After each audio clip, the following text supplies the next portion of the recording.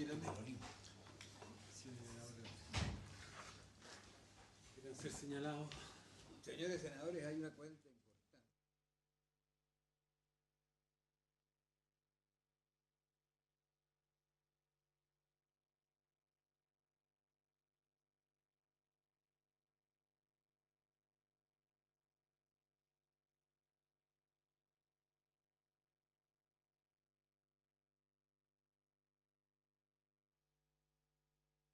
Señores Girardi, señora Aravena, señores Cas y Quintana, que modifica la ley 19.451 para incentivar la donación de órganos, proyecto que está hoy día en segundo lugar de la tabla de esta sesión. Enseguida se ha tramitado también a esta Comisión de Salud un proyecto que viene de la Cámara de Diputados sobre consulta, administración y uso por parte del afiliado de los excedentes de cotizaciones en ISAPRES. Y ese queda para la tabla. Luego, también se recibieron indicaciones formuladas en el último plazo fijado al efecto para el proyecto que está hoy día en primer lugar de la tabla sobre embarazo adolescente.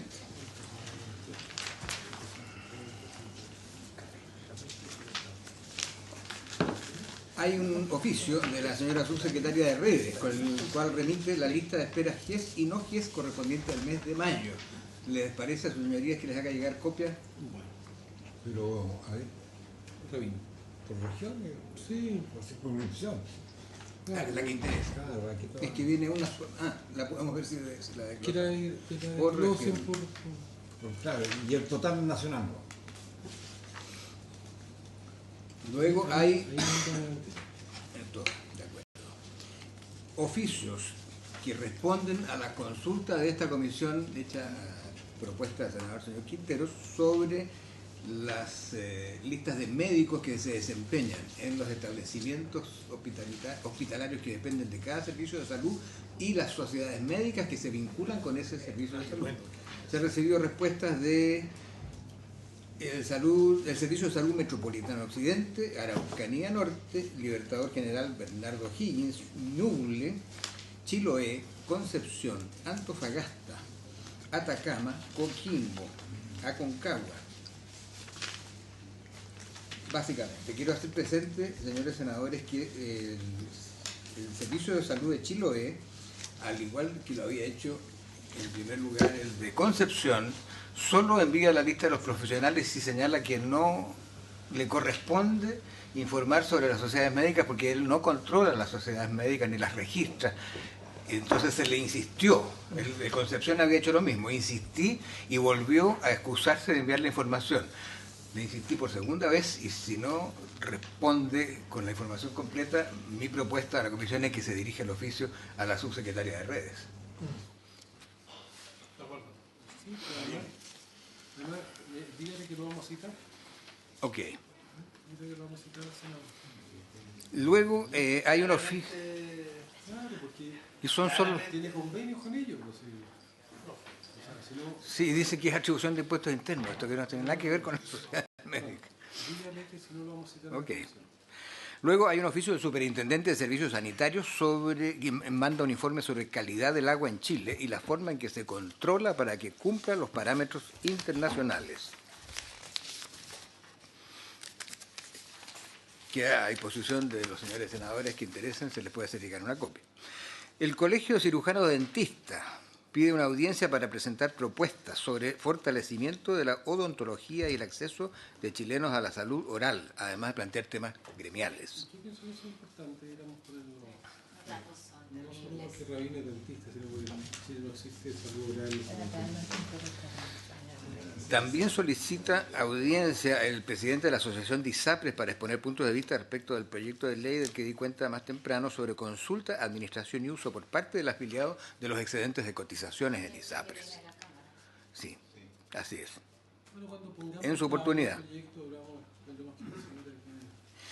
Don Vinicio Poblete solicita audiencia para exponer su caso que fue llevado a la Corte Interamericana de Derechos Humanos como un tema de salud pública. ¿No sería bueno que esto falle primero la Corte? Al presidente le encanta recibir esa Se lo consulto. Muéstrame el caso que se trata. De acuerdo. Hay también una información de la señora Marlene Fernández, que dice ser embajadora y vicepresidente corporativa y asuntos de gobierno de una empresa denominada Arcos Dorados que opera en América Latina la marca McDonald's. Y este informe se refiere a las implementaciones en el producto Cajita Feliz frente a la vigencia de la segunda etapa de la ley 20.606. Dice que está cumpliendo todo. Sí. ¿Le parece que le hago llegar copia? Sí, pero me parece bien que la empresa... Ah, ¿les llegó ya? ¿Sí? Ah. A mí me llegó así, lo tiene que haber llegado. Sí, pues me parece bien que la empresa diga que está cumpliendo con la ley. Ahora hay también una comunicación del Colegio de Químicos Farmacéuticos y Bioquímicos que remite copia de una carta que se envió al Ministro del Trabajo sobre el proyecto de ley que modifica el Código Sanitario en bioequivalentes genéricos e integración vertical que está en la Cámara de Diputados, así que habrá que... Sí, se me ocurre que es por la presencia del químico farmacéutico. Claro. Cuando llegue el proyecto de vuelta aquí. ¿Ese proyecto ha avanzado en la Cámara o...? ¿Sí? ¿Cuándo se abre plazo de indicación? ¿Seguro? ¿En la sala o la...? No, pues si lo tienen que aprobar en la sala. Sí, claro. Sería distinto. ¿Sí? Hacen todo junto. Ah, hacen las dos discusiones. Avísame cuando se presenten las indicaciones, claro. Enseguida, señores senadores, hay un documento, Salud Mental, Legislación Nacional y Extranjera, que preparó la biblioteca. También se los voy a hacer llegar a sus oficinas. Hay una comunicación de don Juan Godoy que expresa sus inquietudes sobre el proyecto que modifica el sistema privado de salud. Es el proyecto Boletín 8105 que la Comisión de Salud estuvo viendo hasta hace algunos 4 años atrás. Al expediente.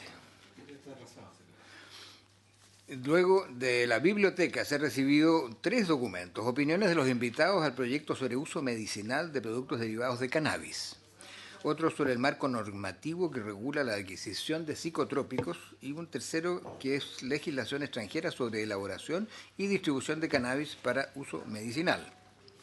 Se los distribuyo. ¿Sabes qué? Yo para ese tema les propongo que hagamos un seminario más interesante con distintas visiones, porque hay muchos puntos de vista. Hagamos una cosa bien hecha, invitemos a las personas más interesantes que hay en Chile, las distintas visiones. ¿Te parece? Me parece. Luego la presidenta del Colegio Médico de Chile se excusó por razones de agenda de asistir hoy y designó al doctor Ramiro Molina como representante del colegio. Mejor que ella. Y por último, el Instituto Milenio de Inmunología e Inmunoterapia solicita considerar el estudio de evaluación de la ingesta de yodo en Chile, que puso en esta comisión hace algunas semanas, en la glosa presupuestaria.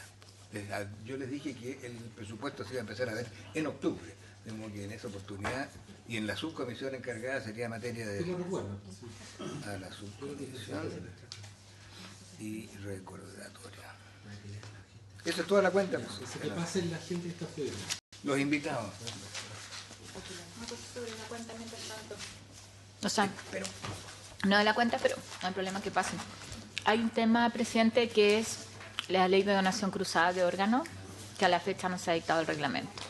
Yo creo que ha pasado más de un año. Nosotros lo tramitamos súper rápido, pero para que lo podamos plantear. Yo lo he planteado acá en la comisión ya varias veces y no hemos tenido ni una respuesta. ¿Tú sabes que en el Marruecos no dio un solo trasplante de cadáver entre ¿Me han mandado el reglamento? No, no ha hecho reglamento. Díganle que pasen, chicas. Todo lo que... O sea, lo tramitamos en tiempo récord. Salvo tu plan de Pancho, todos pueden entrar. No la llevo. ¿Dónde está la línea de la niña esa la que el Capel Bus, ¿se acuerdan? Marcela Aranda. Ya, pues me avisan más rato. Sí. Allá. Presidente, senadores, la exposición que va a hacer el doctor Molina está en la en el telón, pero estamos copiándola en papel para que ustedes también la tengan disponible.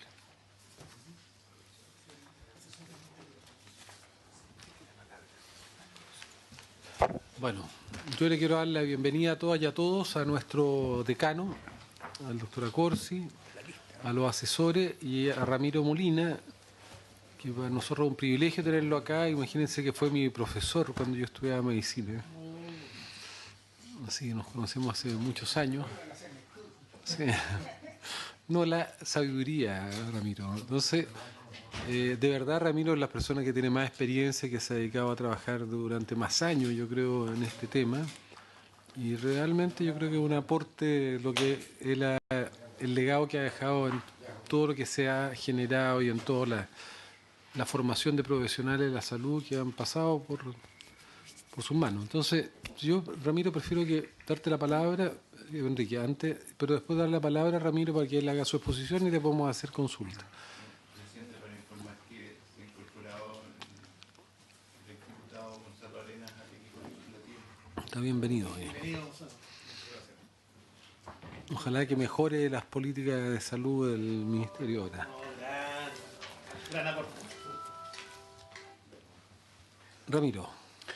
Bueno, primero es un honor nuevamente estar en el Senado de la República y vengo en representación del Colegio Médico. En realidad ayer el vicepresidente me llamó a última hora para decirme si podía venir, con lo cual me pareció de que en el tema es una obligación venir a contarle un poco lo que uno ha hecho en estos últimos 30 años y cuál es la visión de lo que tiene y que por tanto le sirvan de argumentos y de elementos de evidencia para que ustedes legislen y mejoren lo que ya tenemos. He tratado de hacer una presentación que no pase más allá de 20 minutos y hacerla tal vez muy didáctica de tal manera de que, pero si hay algo que no se entienda, alguna palabra específicamente muy técnica, ustedes por favor me dicen de inmediato. La primera cosa que quiero contarles es que hay un hito muy importante que no debemos olvidar. El año 1960 al 2006, año 1964, se inicia la planificación familiar en Chile, o regulación de la fecundidad, ¿no es cierto?, por una vía que no fue por la vía de la aprobación del Congreso, sino de que fue directamente por una aprobación del Ejecutivo, y obviamente eso ocurrió porque en ese momento en Chile había un Servicio Nacional de Salud, que era extraordinariamente poderoso frente al tema y frente a una gravedad muy grande que encontraron en el Ministerio, se dirigieron directamente al Presidente de la República. Ahí hay unas anécdotas muy bonitas, pero que no tenemos tiempo de recordarlas. Ahí está el año 1964, donde se inicia la anticoncepción en Chile y naturalmente hay una relación de impacto con lo que significa, por cierto, la natalidad, la mortalidad materna y sobre todo hay una cosa interesante que es la mortalidad por aborto, tema que seguramente es un tema ya bastante conocido. El otro elemento interesante, yo diría, está parte en el año 1980, cuando empezamos a dedicarnos en la Facultad de Medicina, a través de lo que después fue el Centro de Medicina Reproductiva del Adolescente, a preocuparnos del tema de la adolescente embarazada. Hasta ese momento, en nuestra jerigonza médica, le llamábamos la primigesta precoz, que es casi como un término veterinario. Entonces, siempre nos molestó mucho el tema. Y hay una cosa muy interesante. A mí me interesó no solamente por el tema de la adolescencia y por el trato que recibían estas chicas en las maternidades, de los cuales en una clínica obstétrica universitaria no era la excepción. Y tenía eternos, digamos, enfrentamientos frente al tema. Y por lo tanto la única manera de hacerlo era crear evidencia y estudiar el tema. Y creamos un centro para atención de adolescentes embarazadas en un costado de la maternidad, fuera de la maternidad, en la calle Sañartu, y prácticamente atendimos ahí durante hasta ahora se sigue atendiendo, y en la cual hicimos una cosa muy especial para atención de adolescentes embarazadas. Y en ese momento nos pusimos en contacto con los 13 o 14 consultorios periféricos de tal manera que nos refirieran a las adolescentes embarazadas. Con lo cual nos hicimos, como ustedes comprenden, de un gran problema, porque empezamos a estudiar el tema. Así que por eso lo coloco ahí como un hito que me parece importante. Y como consecuencia de ese hito, ustedes ven, no como consecuencia, sino asociado a esto, que no somos nosotros los culpables de eso, ustedes ven de que esto es lo que pasa con la fecundidad total en el país, y eso es lo que ocurre con la fecundidad adolescente, que desciende, pero ustedes ven de que en un tono mucho menor. Tengo que contarles aquí una anécdota. Yo hice mi beca de salud pública con especialidad de población en Hopkins, por allá en los años 1968-69. Y mi profesor, que era un chino que sabía muchísimo del tema de población, me dijo, ¿sabe? Usted me va a calcular las tasas de fecundidad por edades simples desde hoy día hasta el año 2020. Bueno, era parte de la tarea. Y una de las cosas interesantes que vi es de que todas las tasas de fecundidad por encima de los 20 años se venían al piso, a partir de más o menos de por ahí de los años 70, un poco antes, pero era claro en los 70. En tanto de que las mujeres que eran entre 15 y 19 años tenían un descenso, pero muy lento, que solamente se reflejaba a partir de los años 85-90. Esos eran mis cálculos de lo que yo calculo. Pero lo que sí me llamó la atención es que de las personas 14 años y menos no había ningún impacto. Seguía prácticamente una línea plana. Y solamente después ya del año 2000, 2010, 2008, 2010, venía a tener un cierto impacto. Ese tema me interesó mucho y yo venía motivado por eso. De tal manera de que cuando dije, este es un tema de salud pública que vamos a tener que enfrentarlo y en este momento no sabemos nada en Chile del cómo hacerlo en esta materia. Por eso les cuento este hito que me parece importante. Ustedes pueden ver en una última información que está calculada el año 2015, donde ustedes observan que esto es lo que se está midiendo en relación a lo que significa la fecundidad, y entonces están los diferentes países aquí en los cuales se cruzan dos datos importantes, la tasa general de fecundidad con la tasa, ¿no es cierto?, de específica en fecundidad en adolescentes. Y bueno, y ahí está Chile. Y por aquí están Centroamérica, bueno, ustedes pueden leer los países que están, y aquí abajo están los países desarrollados y curiosamente también África. De tal manera de que nosotros nos encontramos en esta situación en el contexto internacional para saber que es importante que no estamos, digamos, en las peores condiciones, pero tampoco en las mejores.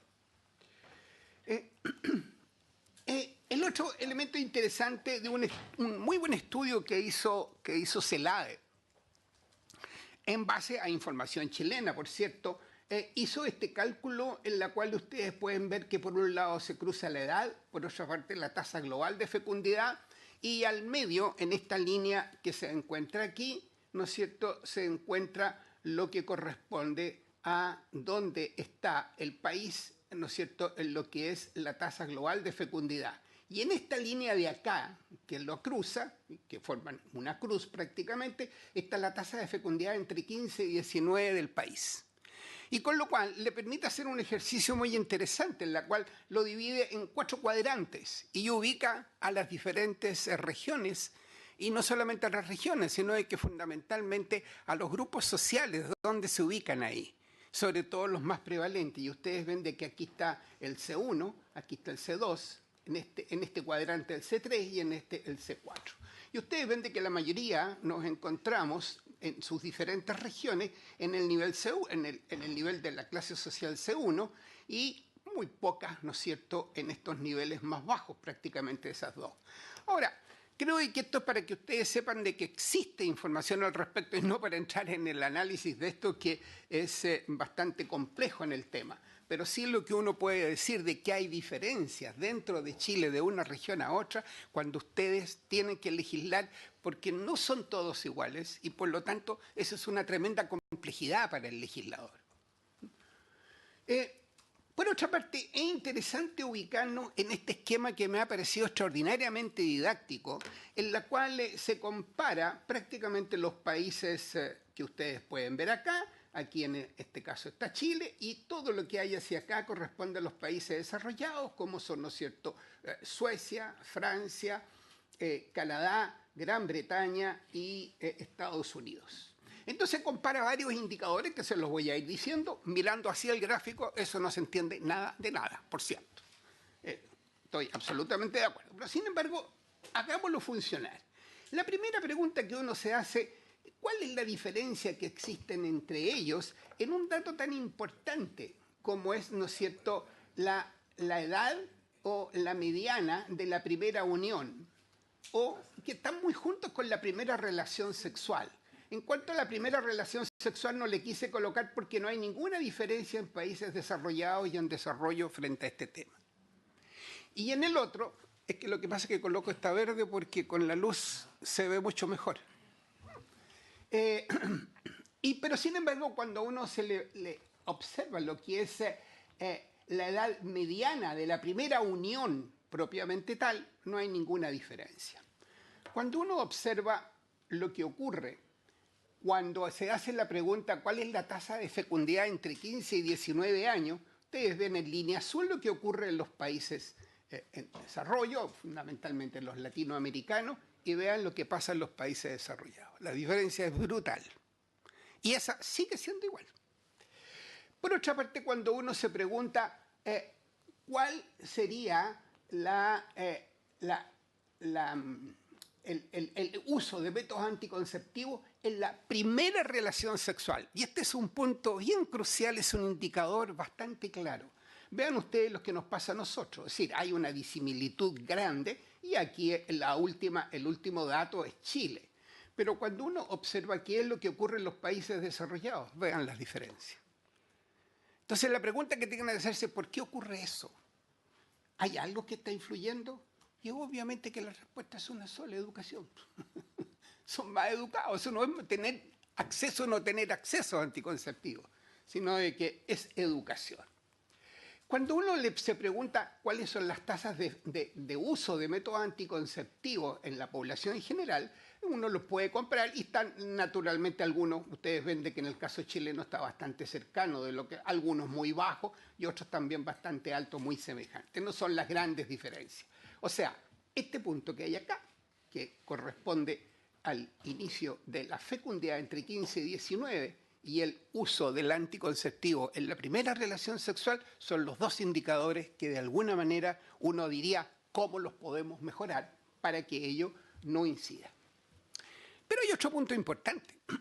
Cuando uno piensa de que de alguna manera la gente debería estar informada en un país como el nuestro, aquí hay y yo les muestro solamente evidencias, aquí no estoy haciendo ninguna afirmación filosófica ni de programas especiales, sino de que lo que parece de las evidencias.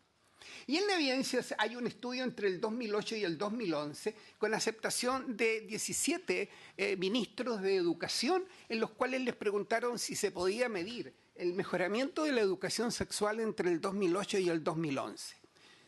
Y naturalmente lo hizo una institución que fue la Federación Internacional de Planificación Familiar, la IPPF, que fue por acuerdo aceptado por todos los ministros. Por lo tanto, no es una cuestión impuesta. Y la información fue entregada y es pública y la pueden consultar con mayor detalle, pero lo único que les quiero mostrar dónde está Chilito. A la colita. Somos el último país en el mejoramiento de la educación sexual. O sea, no es para sentirnos muy orgullosos en el tema. Es como para que lo registren como otra evidencia. Bien, ¿qué es lo que hemos trabajado fundamentalmente en el concepto de lo que es la salud sexual y reproductiva en la adolescencia entre el año 1980 y el 2012? Para ello voy a utilizar un modelo de Level y Clark, que es de por ahí de los años 50, en la cual habla del concepto de los sistemas de atención en salud que se relacionan con muchos elementos, que son la educación, los aspectos sociológicos, la cultura, en fin. Y es complejo, pero sin embargo él coloca una cosa muy interesante, ve cuáles son los niveles de prevención. Y define los primeros niveles de prevención, los que ustedes están viendo ahí: educación, promoción, prevención primaria, secundaria, detección precoz, diagnóstico precoz, tratamiento adecuado, rehabilitación y por último, ¿no es cierto?, el bien morir. Y por otra parte, esto lo relaciona con los niveles de complejidad de la atención y habla de la primera, secundaria, terciaria, cuaternaria y quinta. Entonces, este esquema es el que voy a utilizar para ir mostrándole a ustedes lo que hemos alcanzado y cuáles son los elementos que nos faltan y cómo se combinan estos con otros elementos del desarrollo. En concepto de sistemas de atención de salud adolescente, cuando partimos nosotros haciéndolo, en realidad finalmente terminamos con esto, en que la promoción era el concepto de embarazo en la adolescencia, o sea, salir de la primigesta precoz. Eso nos parecía ya que era una cosa inaceptable, borrarla de todos los libros. Pero no es fácil. Por lo tanto, es una educación en prevención del embarazo adolescente, programas especiales para la prevención del embarazo, detección precoz del embarazo, control prenatal adecuado y detección precoz de la patología obstétrica, atención normada del parto en madre adolescente. No había nada escrito al respecto, no había guías técnicas frente al tema, eran las mismas de adultas que se aplicaban. Atención normada del recién nacido, que también es diferente, la educación regular de la madre adolescente y la prevención del embarazo repetido. Y eso naturalmente tiene varios niveles de aplicación y en las guías que fuimos construyendo quedaron colocados en nivel primario, secundario, terciario y estos son muchos años de trabajo para contrastarlo y medirlo con el sistema de atención primaria en salud para ver si esto funcionaba o no. Así, por ejemplo, el elemento de la transmisión transgeneracional de la cultura de la fecundidad. Hablarle a un ginecobstetra de los años 70, eso es como hablar chino. Tú estás loco, ¿qué te venía a meter acá? Haces tus cosas por allá. Estás hablando, ¿qué quieres decir con eso? Eres un salubrista. ¿Qué significa esto? Entonces, explicarle a mis colegas y desarrollar este tema no fue fácil. Primero, entenderlo por nosotros mismos. Entonces, ¿qué es lo que es esto? Bueno, ahí ustedes pueden ver una cosa bien interesante. Esta fotografía es real de una paciente nuestra. Ella era la paciente que tuvo su bebé. Ustedes ven las caras de las dos, una es la mamá y la otra es la hija. Y naturalmente que esa es la niña, ¿no es cierto? Que es una mujercita porque tiene aros ahí. No, seguramente ustedes no los ven bien. Y eso. Y aquí está, ¿no es cierto?, la abuela, y ustedes ven de que la abuela está con un mameluco, con un vestido, con una cubierta, que ven que tiene una guatita que está embarazada, una abuela embarazada. Entonces, por lo tanto, quiere decir de que se nos da un fenómeno muy interesante. Una madre abuela, se nos da una hija que es tía y que va a ser tía abuela, y la que hay ahí, ¿no es cierto?, su bebé es una hija, nieta y tía. Y como ella está embarazada y su embarazo es una mujer detectada, la que va a llegar al mundo va a ser una hija, una hermana, una sobrina y una sobrina nieta. O sea, en ese triángulo ustedes pueden ver lo que significa la transferencia intergeneracional de la fecundidad. Por lo tanto, cuando llegue esa hija, hermana, sobrina y sobrina nieta, llega a un medio sociológico, un medio cultural familiar, donde ella se va a sentir como hija, hermana, sobrina y nieta. Y por lo tanto, la percepción de lo que se tiene anterior, si el embarazo fue precoz, no fue precoz, fue antes, fue después, no es un tema que entra en el desarrollo de esa persona. Llega a un medio que es diferente. Les pongo ese primer ejemplo. Y esta fotografía me sirvió mucho para que no me molestaran más mis colegas. Esto es lo que estamos tratando de... que tenemos que entenderlo de alguna manera porque esto funciona. ¿Cuál será el futuro del que va a llegar? Se ven alegres. ¿Será siempre así? Ahora, ¿cuál era el otro elemento de la historia natural del embarazo no planeado? Que esto que parece hoy día como 2 más 2, 4, en esa época no era 2 más 2, 4. Coito no protegido, sin uso de MAC, embarazo no planeado, inesperado, significa un embarazo no deseado significa niño no deseado o aborto. El niño no deseado significa abandono, maltrato infantil o bien, ¿no es cierto?, infanticidio. Y el abandono significa que puede ser parcial o que puede ser total. Y el niño no deseado, por cierto, puede ir en la adopción muchas veces. Entonces, se nos genera todo el problema que cuando enfrentamos el embarazo en adolescentes enfrentamos esto. Y por lo tanto nosotros no podíamos solamente hacer un control prenatal común y silvestre, sino de que teníamos otros elementos que son muy diferentes. Ahí te falta un cuadrito. Perdón. En el anterior, el niño no deseado, lo que nosotros veíamos en el Ezequiel, que los niños no deseados tenían una mucho mayor incidencia y prevalencia de enfermedades. Claro. Por ejemplo, bronquitis obstructiva y hospitalizaciones por Y eso, neumonía. es que eso puede seguir muchísimo. Era, digamos, nada más que para ver, y de ahí uno puede, ese cuadro uno lo puede extender muchísimo, tal como dice Guido. Pero una cosa interesante es que, obviamente, de que si nosotros actuábamos con anticoncepción voluntaria a este nivel, hay una cadena que podríamos prevenir. Entonces ya no era un tema solamente de un descenso de la fecundidad como una obsesión por bajar la natalidad, no, sino de que era una herramienta sociológica, una herramienta de tipo de salud importante. Fue interesante que nosotros nos metimos en un tema que era el aborto. Y nos metimos en el tema de aborto adolescente, para lo cual hicimos una investigación en el área norte, que nos duró 4 años, financiado por la Organización Mundial de la Salud. Y es el primer estudio que hay en Latinoamérica hasta el día de hoy, donde hicimos comparación.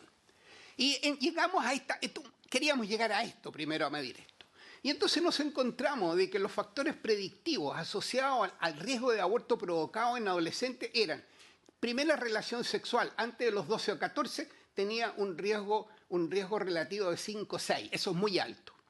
El primer embarazo entre 13 y 15 años, 4,25. El segundo embarazo entre los 13 y 18, 2,70. Estos 3 elementos conformaban un elemento muy importante frente al tema de la fecundidad. Y cuando nosotros vimos e intervenimos y trabajamos en 3 poblaciones, trabajamos en una población que se llamaba Pincoya, El Cortijo y Quinta Bella, y en Pincoya instalamos un consultorio de lujo que podría ser igual que cualquiera en la clínica alemana, en la clínica Las Condes, con personal muy bien instalado, con todos los sistemas de seguro, etcétera, y que además se le invitaba a la mujer que cuando no venía, un asistente social la iba a buscar a su casa para decirle por qué, y atendíamos los días sábados de la mañana para las trabajadoras que no podían venir. Se hizo lo mismo en el caso del Cortijo, en el consultorio, pero no se fue un asistente social a las casas, y en Quinta Bella se siguió dando lo mismo. Se midió estos años después y vimos cuál era el tema del alto riesgo de embarazos por 1000 que terminaban, ¿no es cierto?, en aborto. Y ustedes ven de cómo en el grupo altamente intervenido, con calidad técnica y de tratamiento propiamente tal, bajamos a un menos 51,8, lo logramos en 2 años de trabajo. Y eso, coeficiente relativo de un punto de vista estadístico, se da muy pocas veces, por lo menos en salud. Se da cuando uno maneja esto en animales, pero no cuando se maneja en humanos. Prácticamente hubo un descenso en ambos, en el caso del Cortijo, y ustedes ven que en Quinta Bella, donde no hubo ninguna intervención con uso y sin uso de anticonceptivos, prácticamente el aborto incluso aumentó. Este elemento creo que es importante. Aquí viene, perdona, ¿sí? Claro, exacto. No, el asistente social era fundamental, el de la visita a su casa. Yo diría, el concepto, además de la participación del asistente social en el equipo de salud, que no es una administrativa, sino de que trabaja directamente. Es bien interesante que ustedes, no hemos sacado en todo Chile, nos seguimos sacando la mugre por la ley 21030. Está de más decirlo. Ahora, sin embargo, es clarito, no previene los abortos clandestinos, porque es una ley aplicada de orden médico, de orden de salud.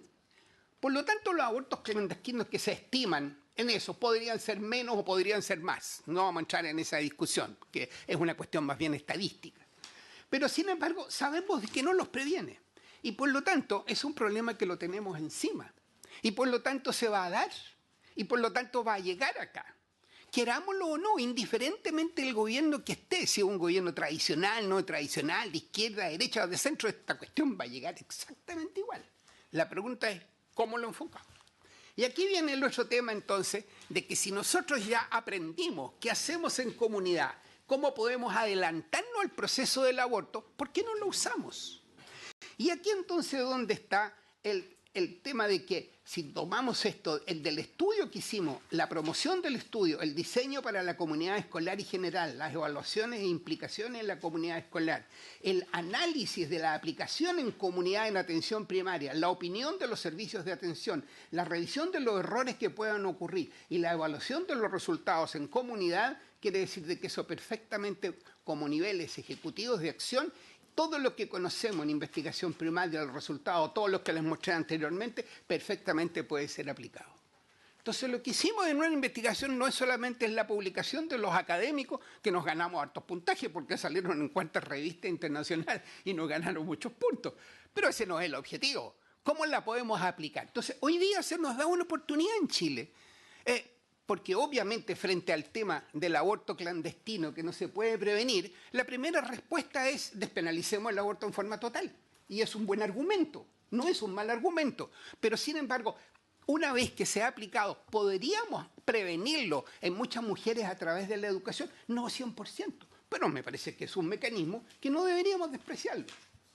Y aquí entramos en otro elemento. Educación sexual como base de la salud sexual y reproductiva aporta a la educación chilena. Nuestra educación, como ustedes saben, a partir del año 73 y se consolida en el año 86, las municipalidades toman la responsabilidad de la educación básica y media, la atención primaria, y el modelo era muy interesante porque se suponía de que iba a haber una interrelación entre estos, fenómeno que no ha ocurrido. Por lo tanto, quiere decir de que esta realidad es la que tenemos nosotros con la cual estamos enfrentando. Las cambie o no las cambie, el modelo va a seguir durante muchos años, aunque se cambie.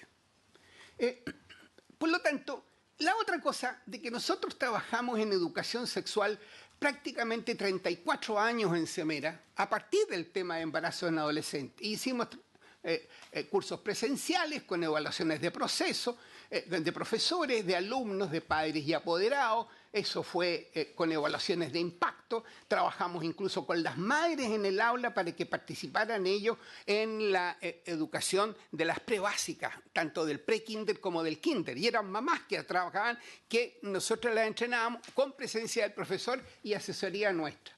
Pero por otra parte empezamos cuando apenas se instalaron los elementos e-learning o B-learning en la Universidad de Chile.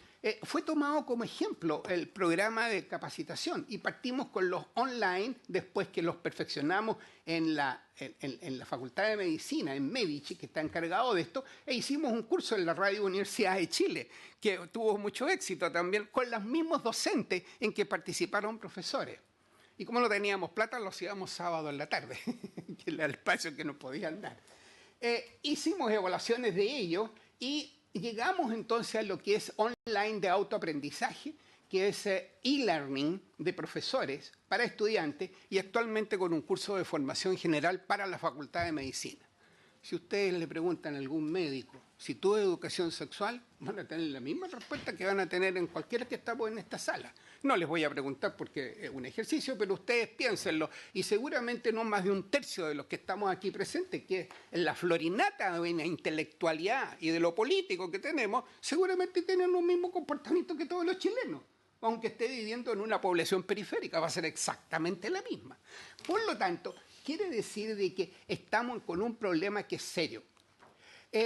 Y por lo tanto, hicimos las evaluaciones de impacto de esto y por lo tanto, de este punto de vista, si lo miramos, que dentro de la adolescente embarazada tenemos que avanzar otro paso para prevenir que no llegue a ser una embarazada adolescente, ni repita el embarazo, ni tenga un embarazo antes de los 14 años, que es una barbaridad, ¿no es cierto?, tenemos que ver con estos elementos. Promoción, educación sexual integral corresponden en la etapa de educación básica y media en los países con educación sexual, que son los países desarrollados.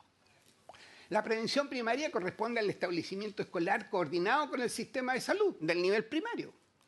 La prevención secundaria y la detección precoz va a corresponder al sistema de atención primaria coordinado con el establecimiento escolar en variadas situaciones, en áreas, no todas las comunidades son iguales. No es lo mismo vivir en una comunidad del sur, metido allá, ¿no es cierto?, en Caleta Tortel, que están, ¿no es cierto?, en Pincoya. Es muy diferente.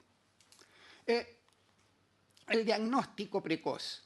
el tratamiento adecuado y la rehabilitación van a corresponder a lo que es el sector salud, con eventual coordinación con el establecimiento escolar de acuerdo al área de la salud sexual y reproductiva y a la confidencialidad. Y esto va a ser por los niveles que van a aplicar esto. La mayoría de ellos van a nivel de atención primaria, pero sin embargo hay otros, ¿no es cierto?, a nivel de atención secundaria y de terciaria.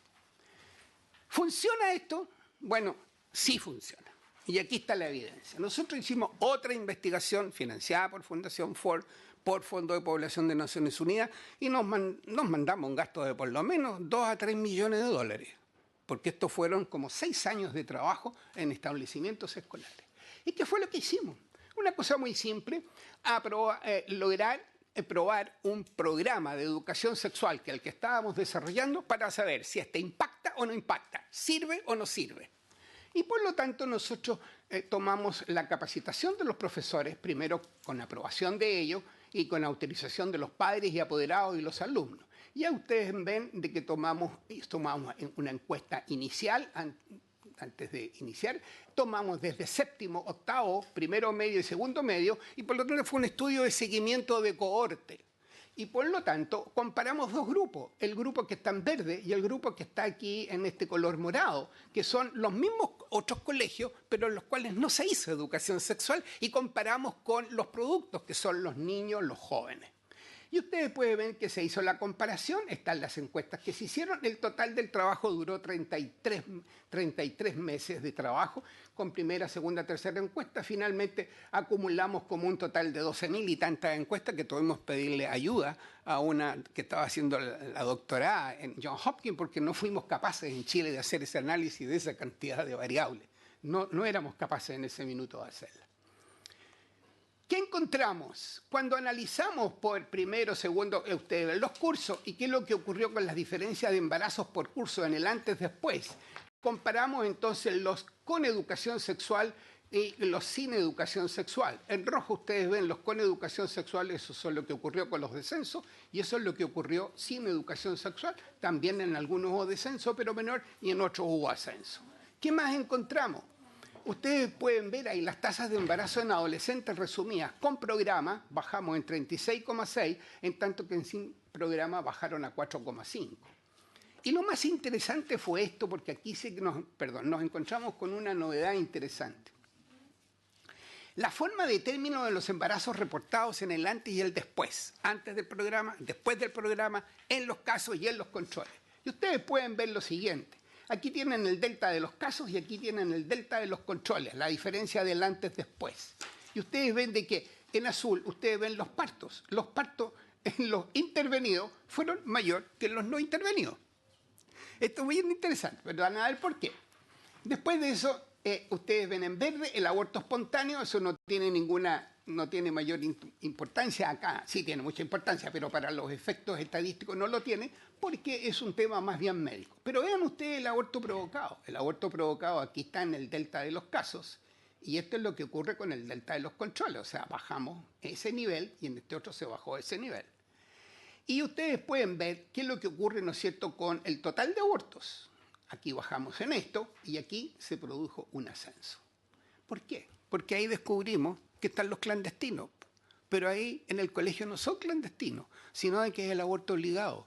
Papito, mamita, la toman de la manito y usted, mijita, se hace el aborto. Y se la lleva. Y esa figura no aparece en ninguna parte, porque nosotros la desconocíamos y le pusimos aborto obligado. Y por lo tanto ustedes ven de que ese tema prácticamente desapareció. Entonces, muchos de los abortos obligados están acá. Entonces, es bien interesante ese tema, porque esto nos han pedido que lo presentemos en congresos de obstetricia y ginecología, porque no hay información en el mundo, menos en el mundo en desarrollo en este tema. Por lo tanto, la educación es fundamental, tiene impacto. Bueno, y esto se los muestro que es un estudio de los finlandeses, de Dan Apter, con el cual trabajamos juntos. Él fue presidente de la Federación Internacional de Ginecología Infanto-Juvenil, al cual yo le seguí posteriormente. Y trabajamos juntos y publicamos una cosa juntos, comparamos la educación sexual en Chile con la educación sexual en Finlandia. Yo me sentí orgulloso de que lo hubiera aceptado, que hiciéramos un trabajo juntos, porque en realidad lo nuestro era muy chiquitito lo que teníamos frente a lo que ellos han hecho en Finlandia. Pero, en fin, lo presentamos. Pero él tiene un dato muy interesante. Aquí están en rojo los abortos y los partos en el periodo. Y aquí tienen los años del 75 hasta el 2008. Y entonces él dice, en un momento dado, alrededor de los años 1990, no explica las razones, se produjo un descenso del financiamiento de los programas de educación sexual. Por acá. Aquí se produjo un aumento, aquí se produjo la ley, perdón. Entonces, se produjo esto. Sin embargo, por ahí, por los 96, 97, bajaron los recursos y miren lo que pasa con los abortos y con los partos. Y nuevamente, por aquí al 99, le ponen otra vez recursos después del impacto que tuvieron y miren lo que vuelve a ocurrir. Es bien interesante porque los finlandeses miden sus cosas muy bien y ellos no están inventando cosas porque no tienen problemas de rechazo frente al tema del aborto o no aborto. Entonces, quiere decir de que nosotros deberíamos tener algunos desafíos. ¿Qué es lo que nos está faltando en el programa de la prevención de embarazo en adolescentes? Educación sexual. Pero ¿cuál es el desafío que tenemos? En Chile tenemos esa cantidad de estudiantes que son mujeres y varones, que son de educación regular especial de adultos, básica, media y técnica, municipal particular subvencionada, pagada y corporación de administración delegada. Los docentes en Chile son 230.142, datos del 2016 del Mineduc.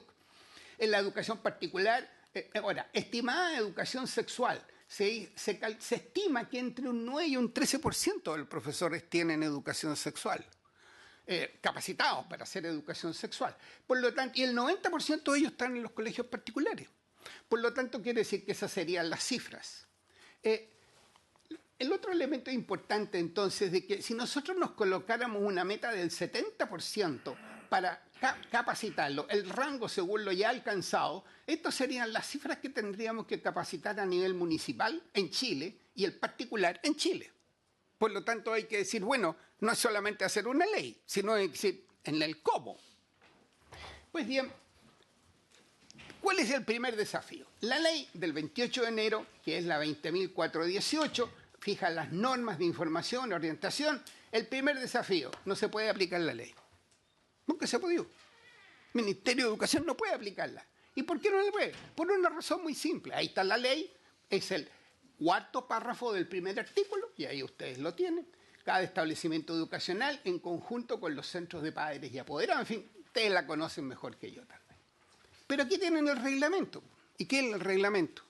El reglamento que apareció 3 años después, en ninguna parte está la educación sexual. Por lo tanto, quiere decir que es un pato cojo. Porque entonces el Ministerio de Educación podemos criticarlo, pero ¿con qué recursos económicos lo hace? Con todo el tema. Bien, frente a este tema, entonces, si nos colocamos el primer desafío, ¿cuál es el segundo desafío? Que todos sabemos de que nuestro país tiene la friolera de 4.270 kilómetros, lo colocan en Portugal y llega hasta los Urales. ¿Cómo de antes llegamos con educación formal a toda esta cantidad de gente? ¿Cómo aplicamos? Si quisiéramos aplicar el 70%, aquí están las cifras si quisiéramos hacerlo. Y naturalmente puede ser un muy buen proyecto, pero es el segundo desafío. Las metas de los profesores a capacitar. ¿Y en cuánto? Tiene que ser en un tiempo razonable. No podemos esperar 14 años más, 15 años más. Tenemos que ser muy activos en el tema. Entonces, por lo tanto, la extensión del territorio nacional, por otra parte, nos lleva a un tercer desafío. Las metas de profesores a capacitar, ¿cómo van a ser? Vamos a tener profesores viajando para todos lados y haciéndolos venir, pero si tenemos una vía online y de autoaprendizaje. Y por lo tanto, si tuviéramos un modelo, podríamos decir, lo aplicamos. Y aquí está el modelo. Y el modelo ya está aplicado. Y está aprobado en Chile. Y es un modelo que es un curso de educación sexual online de autoaprendizaje gratuito que ofrece la Universidad de Chile. Por lo tanto, aquí no hablamos de negocio, de ningún punto de vista, ni del comienzo, ni del medio, ni del final, ni del reconocimiento.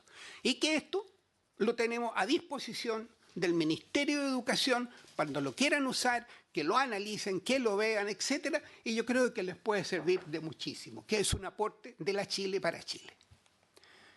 Aquí tenemos los resultados en 14 meses en que se ha efectuado. Esto está instalado en la Escuela de Salud Pública. Los matriculados que ustedes pueden ver en el curso de profesores son esos que están ahí. El curso matriculados de estudiantes, el total es esto. Y ustedes ven de que han terminado hasta ahora 202 y 252, 454. El tiempo promedio que toman los profesores son 5,4 y el curso de estudiantes 2,7 porque tienen algunas diferencias de aplicación de los talleres.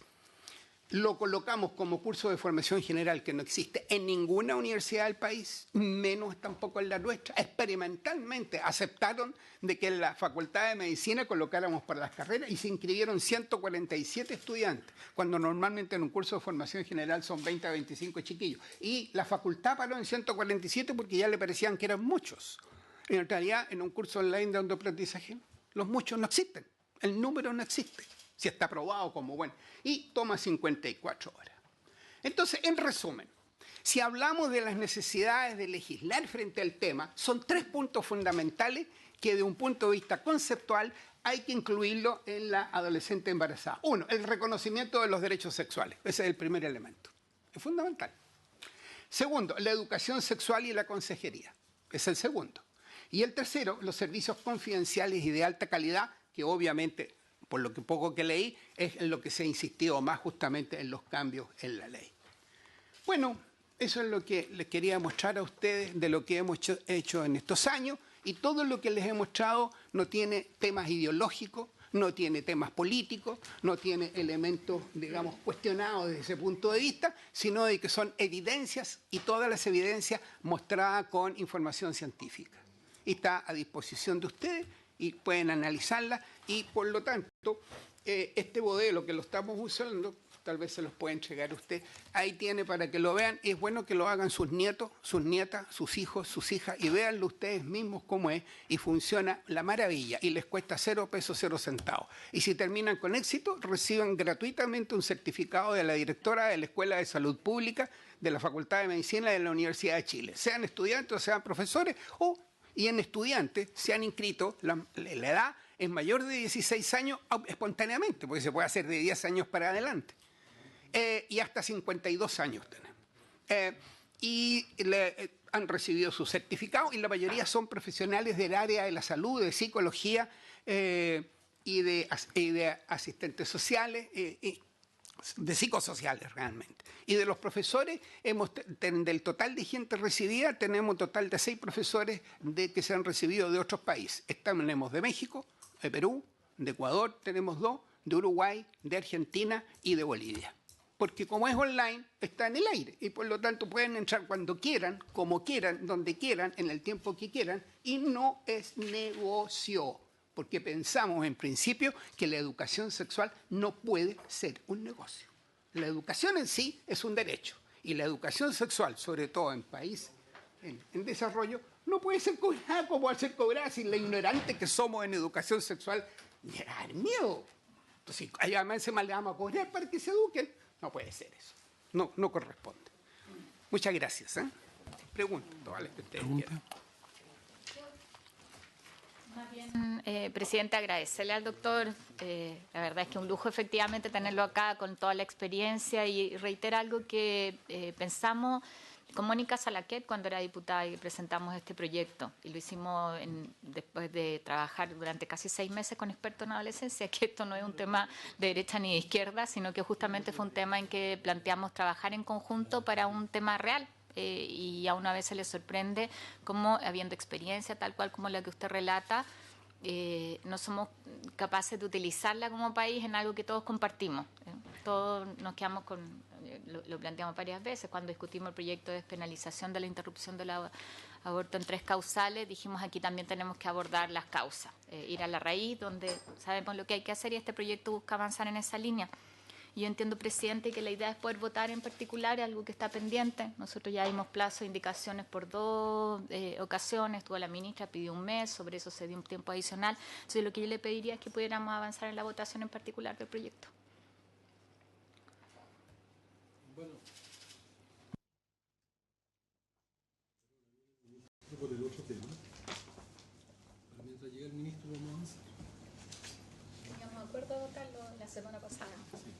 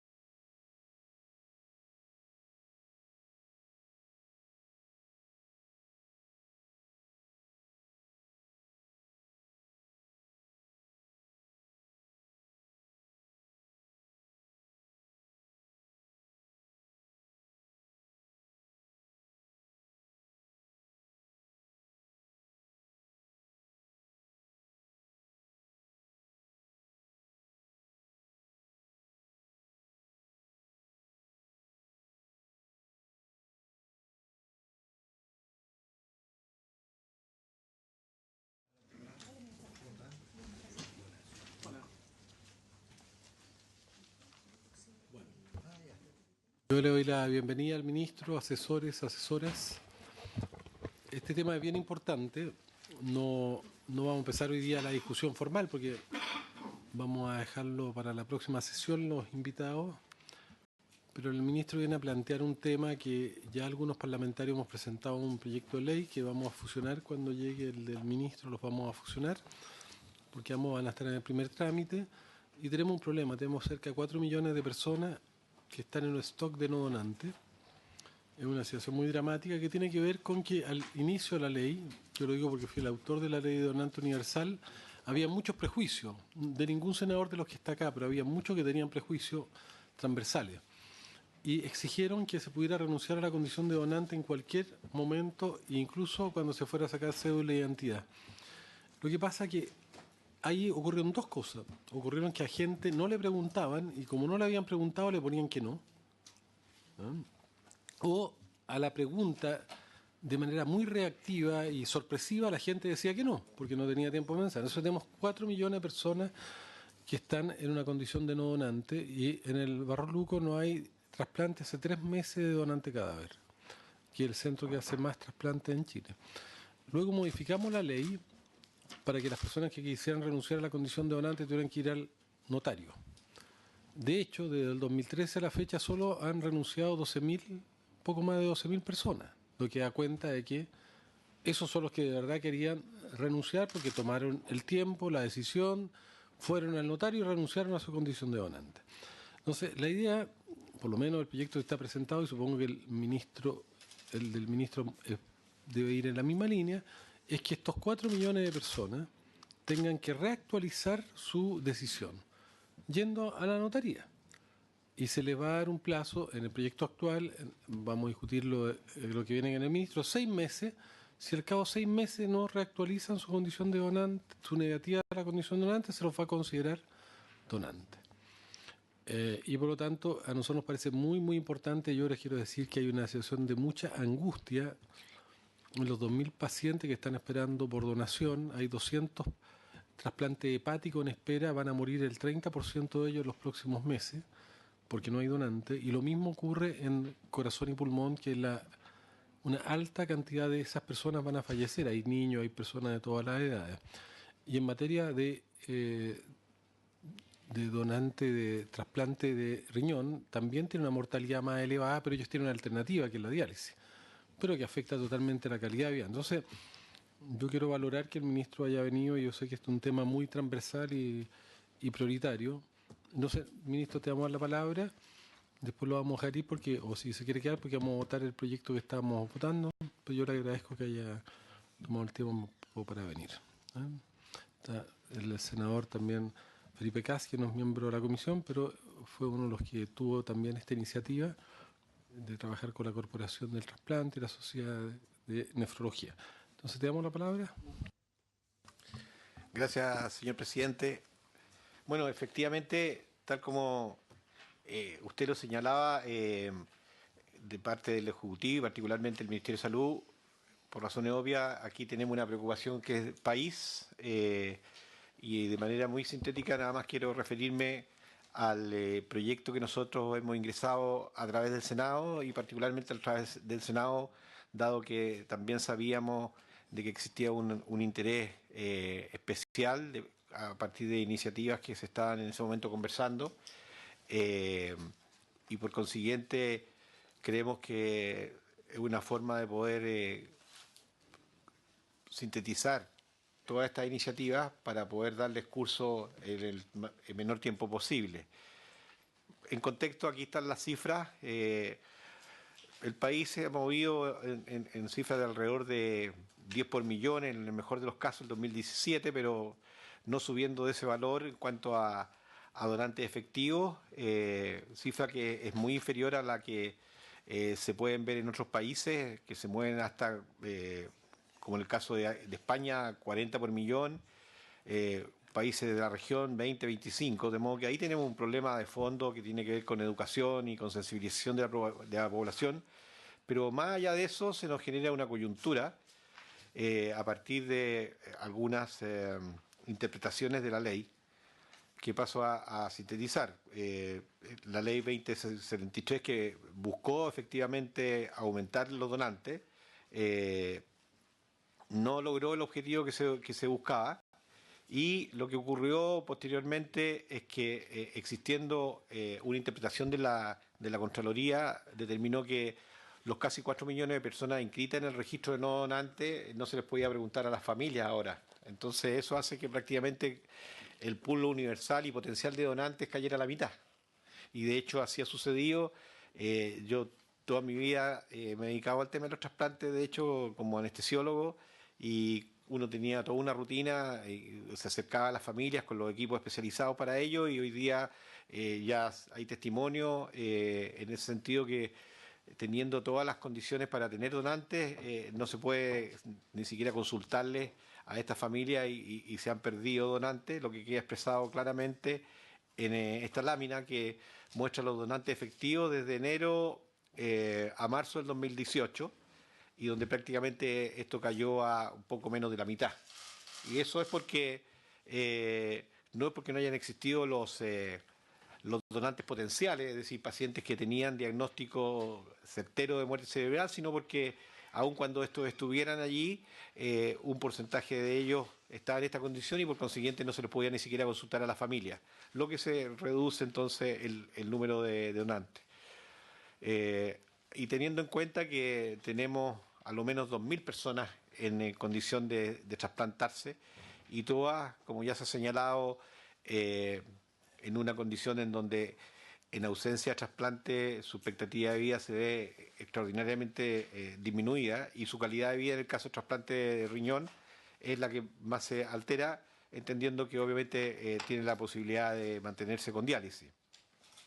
Y por eso entonces que permito compartir con ustedes el proyecto de ley, que nos gustaría que finalmente, dado que hay otras iniciativas y el mismo interés, que pudieran fusionarse, ¿no es cierto? Y obviamente contemplando la autoría de todos aquellos que han querido participar, y celebrándolo de esta manera desde el Ejecutivo junto con los legisladores, para poder dar curso a este proyecto, que básicamente lo que busca es hacer un cambio de que todas las personas, como aquí lo señala, que tienen la voluntad de ser considerados como no donantes declarados con anterioridad a la entrada en vigencia de la ley 2673, deberán ser ratificadas mediante documentación fidedigna, otorgada ante notario público, en conformidad a lo dispuesto en el artículo 2 de la ley 19.451, y con un plazo de ratificación en relación a lo anterior de 90 días, es decir, una vez que se promulgara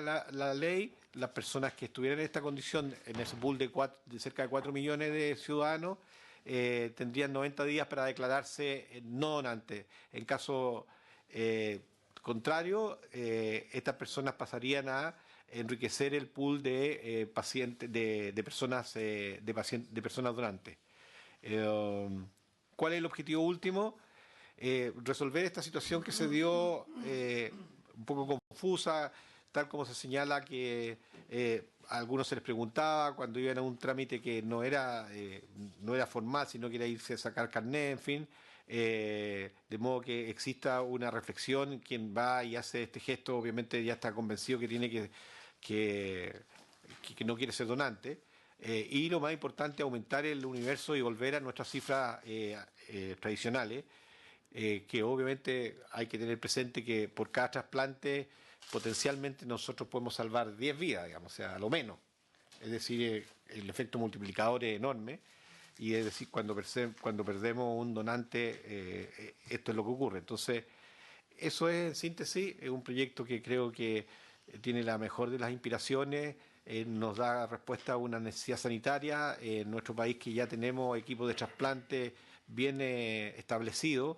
El Ministerio, por su parte, en todo este proceso y en todos estos años ha desarrollado una línea de trabajo, y aquí me acompaña el doctor Roja, que él es el que lidera el programa de trasplante del Ministerio, con coordinación con todas las unidades de trasplante de todos los hospitales de Chile. Estamos también haciendo tareas complementarias para mejorar la relación y coordinación con los centros de trasplante.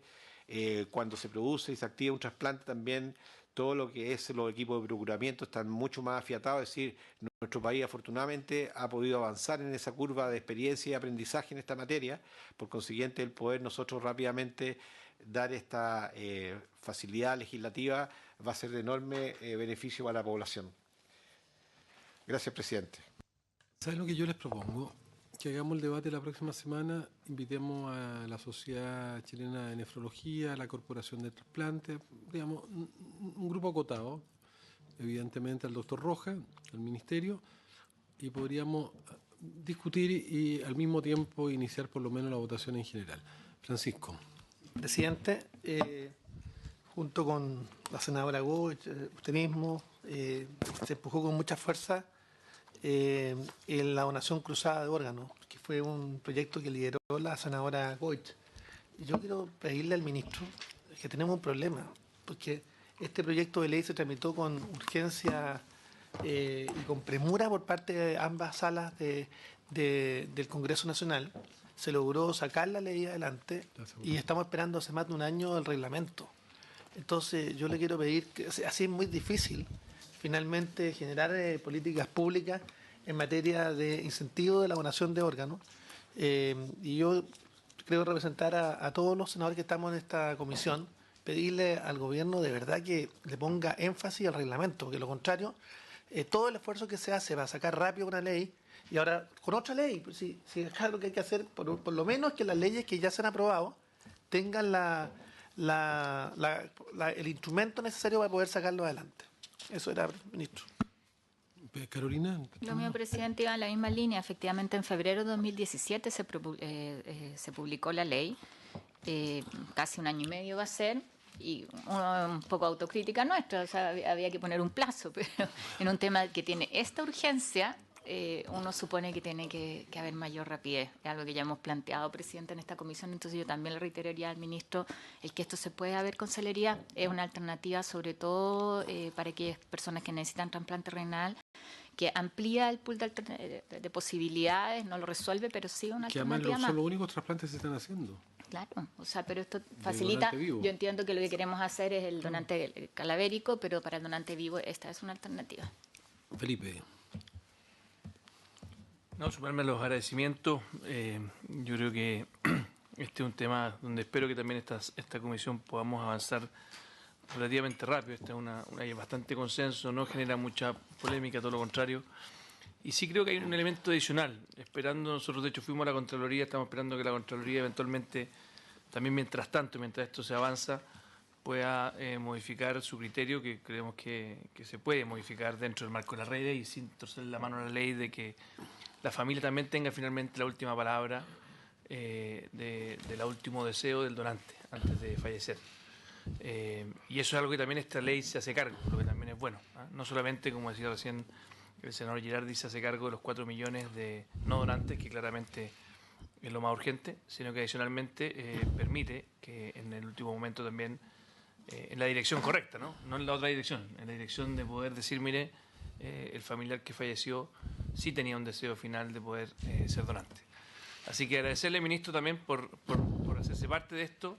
Creo que tenemos un proyecto muy potente entre manos y ojalá que esta comisión también, y agradezco al presidente de la comisión por ponerlo en tabla en forma bastante rápida, y agradezco la disposición general para que lo aprobemos, ojalá lo antes posible. Bueno, Emilio, yo te propongo que la próxima semana ya iniciemos la discusión, el debate y lo vamos a votar en general. Está invitado nuestro decano permanente de la Universidad del Paraíso, que si tiene alguna opinión también están invitados, evidentemente. Y vamos a invitar, Fernando, a la Sociedad Chilena de Nefrología, bueno, al Ministerio y a la ex Corporación de Trasplante, porque yo creo que también han trabajado mucho en estos temas y tienen mucho interés. ¿Le parece? Entonces vamos a pasar a votar después el proyecto de embarazo, pero no se nos fue Rabín. Ministro, si quiere te liberamos.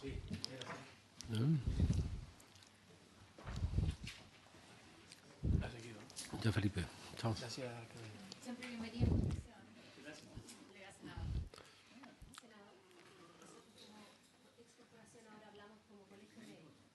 Bueno, pero la idea es invitarla a usted, independientemente cuál sea su chapa, así que está bien. Fernando. Ya, mira, vamos a invitar a la ex presidenta era de la corporación, que ahora vendría la próxima semana como colegio médico. Vamos a invitar a... ¿Quién está presidente de la Sociedad Chilena de Nefrología ahora? No lo sé, pero la Sociedad de Trasplantes está a cargo del doctor Palacio. Vamos a invitar al doctor Palacio, vamos a invitar al prócer de la donación, al doctor Morales, Jorge Morales, a Jacqueline Pefor y al equipo del ministerio. ¿Les parece? Yo también, porque tenemos un alto grado de consenso, si no hay mucha discusión. ¿Les parece que está bien a ustedes? ¿Sí? Ya, pues. Ya, entonces, Pancho, quédate para que votemos lo otro, porfa. ¿Ya? Vamos a seguir, Fernando, vamos a tratar de votar el proyecto y terminarlo porque es un compromiso que teníamos con la senadora Argoy de embarazo adolescente. Las indicaciones, sí. ¿Ya? Pueden llamar al... Carolina, ¿por qué me llamáis a Robin? Para que esté por lo menos. Ya.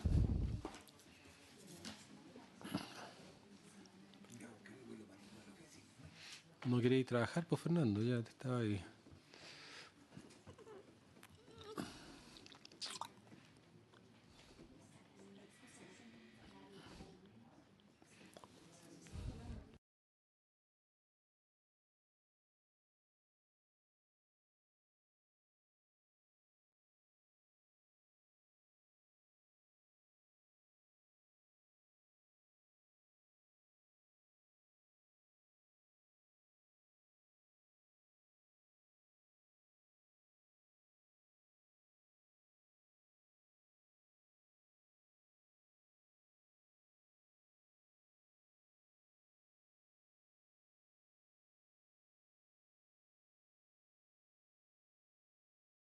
Columna con la indicación del Ejecutivo que nosotros la hemos desmenuzado.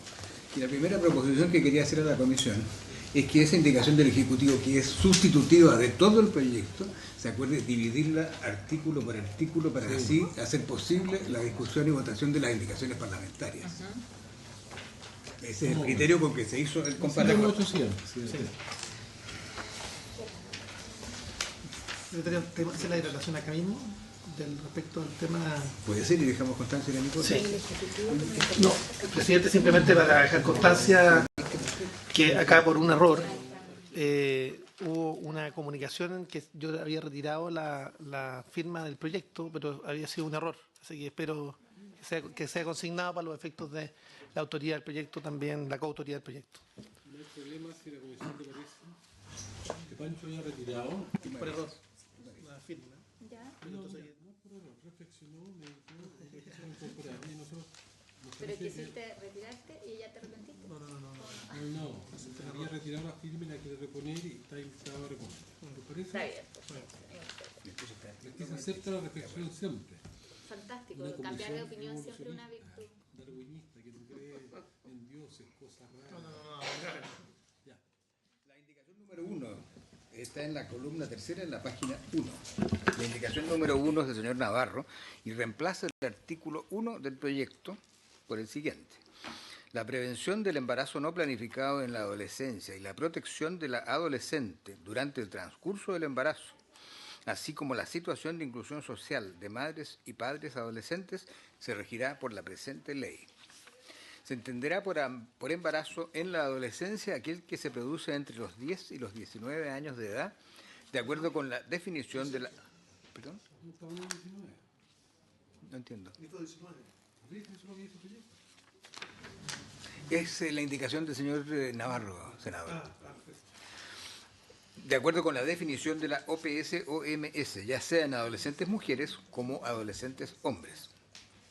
Serán acciones de prevención, entre otras, aquellas que promuevan la información y orientación que tengan por objeto promover el autocuidado, el mutuo cuidado y el sociocuidado de la salud sexual y reproductiva, así como evitar el embarazo no deseado en la adolescencia, favoreciendo el acceso a métodos anticonceptivos seguros por parte de las y los adolescentes.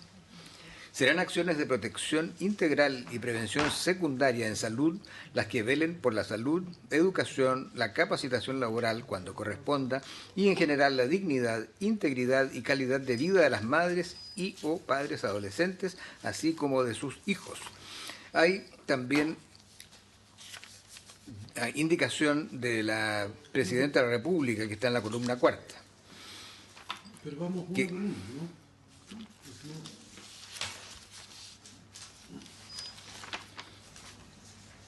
Esa es la primera. Reemplazar el artículo. Carolina, Primero hay que votar esta ahora- porque las otras inciden en parte del artículo, ¿no? Pero usted. Yo, presidente, en esto prefiero la redacción que habíamos propuesto originalmente, que establece que se tiene embarazo adolescente, aquel que se produce entre los 10 y 18 años de edad, ya sea en calidad de padre o madre. Creo que hay una serie de definiciones que incorpora el Senado Navarro que están bien orientadas, pero que complejizan más bien la definición en un artículo que es clave, porque tiene que ver con el objetivo del proyecto. Y yo soy más bien partidaria de votarle en contra. ¿Les parece? Para que vayamos avanzando. Sí. Ya.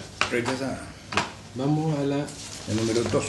del señor Jorge Esta es de la señora Van Rieselberghe, incide solo en el inciso segundo que ustedes tienen en la primera página en negrita. Y es para reemplazar la expresión entre los 10 y por antes de. De modo que dijera, se produce antes de los 18 años de edad. Está bien. Presidente, Sí, está bien. en esto yo creo que es más comprensiva, así que me parece bien aprobarla. Está bien. Y también, perdón, hay otra del senador Bianchi, para sustituir todo este inciso segundo por el siguiente. Se entenderá por embarazo adolescente aquel que se produce con anterioridad Por a lo los mismo, 18, es igual. subsumida la Sí, anterior. subsumida Se aprueban ambas.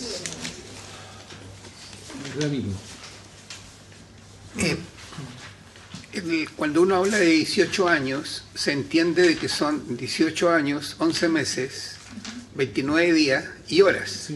Por lo tanto, justamente por eso no aceptarnos lo de 19 años, porque si no llegaría a 20. Pero si lo dejan solamente hasta menores de 18 años, cambia también la redacción porque va a ser 17 años, etcétera, etcétera. ¿Te diga? Entonces, pongamos 18 años con...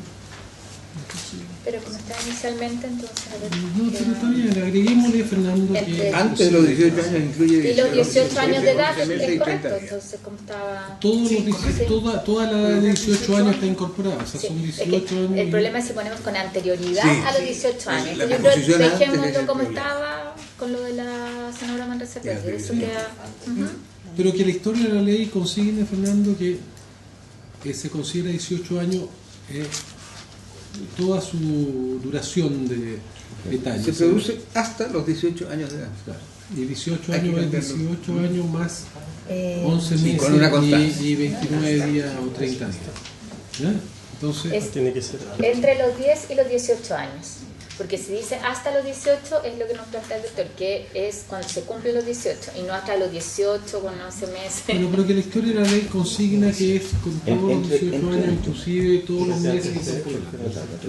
Entonces hay que cambiarlo. Claro, porque ahí caen esos. Por eso. Que se produce antes de los 19 años.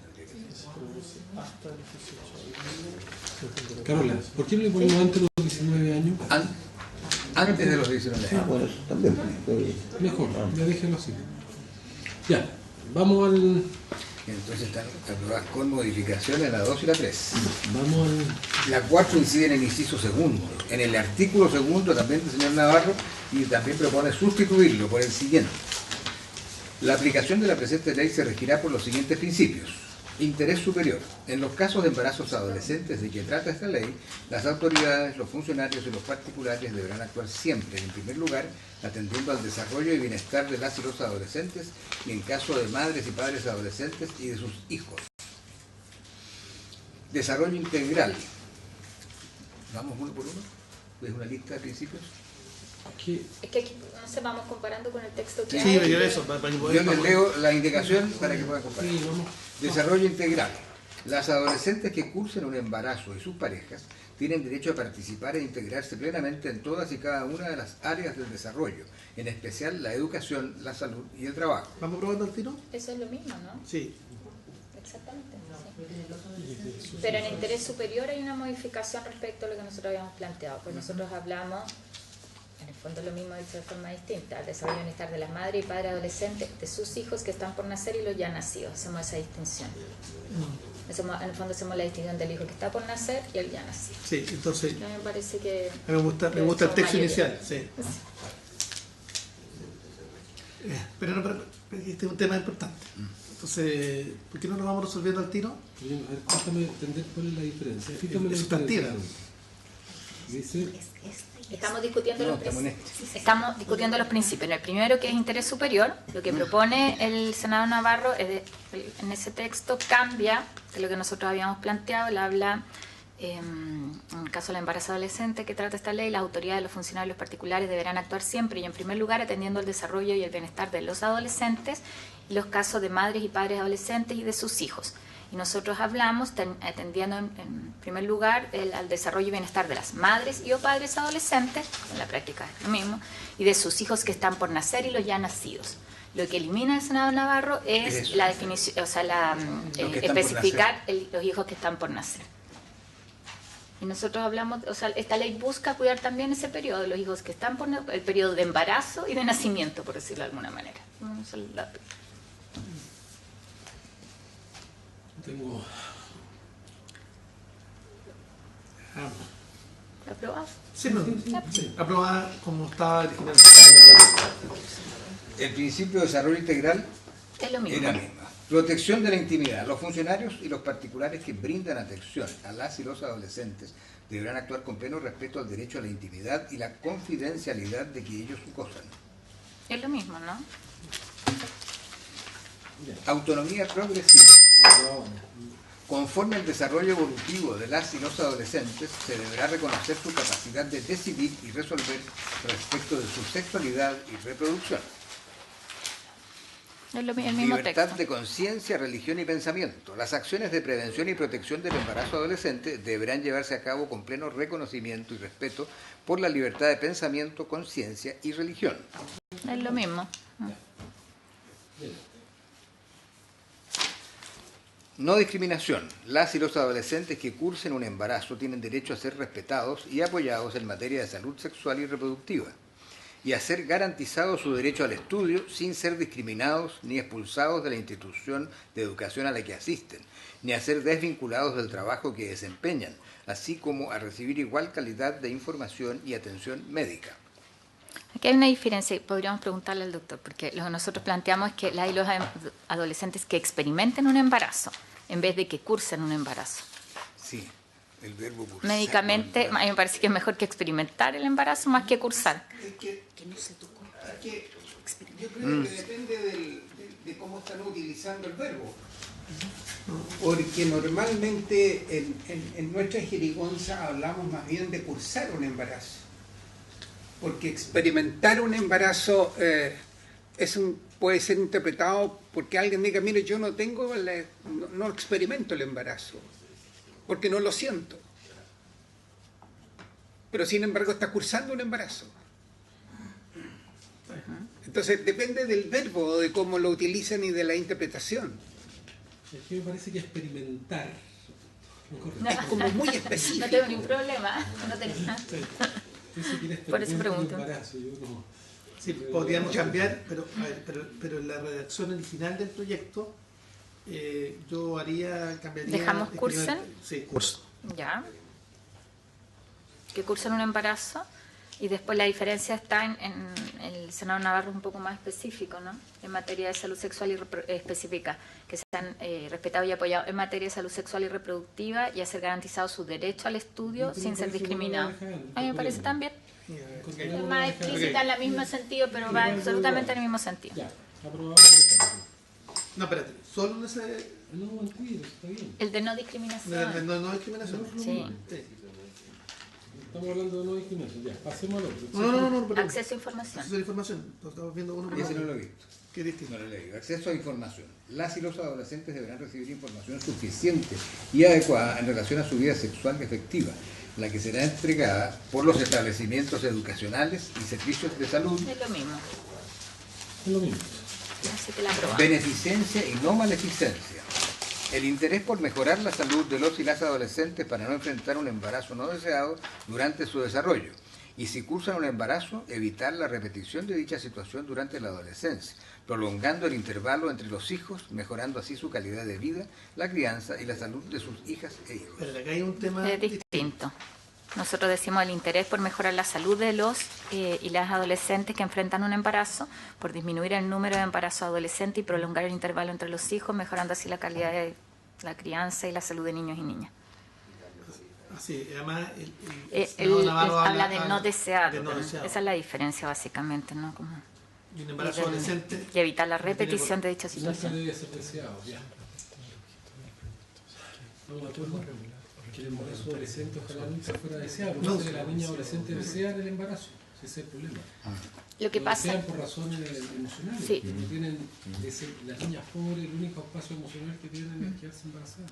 Pero además ahí hay un tema conceptual más de fondo que tiene que ver con el embarazo no deseado o el embarazo adolescente como concepto detrás. Y el embarazo adolescente más amplio. Queremos que ninguna niña adolescente esté embarazada, independientemente que lo desee, porque lo puede llegar a desear. Claro, por eso la definición es más amplia, es la de embarazo adolescente, no acotaba el no deseado. Yo estoy de acuerdo con la primera definición. Sí, hay una parte que me queda una duda, porque si consideramos embarazo adolescente a partir de los 10 años y de la edad que se ha definido, se plantean todas las prerrogativas y necesidades de educación de la repetición del embarazo, pero obviamente el primer embarazo es fundamental.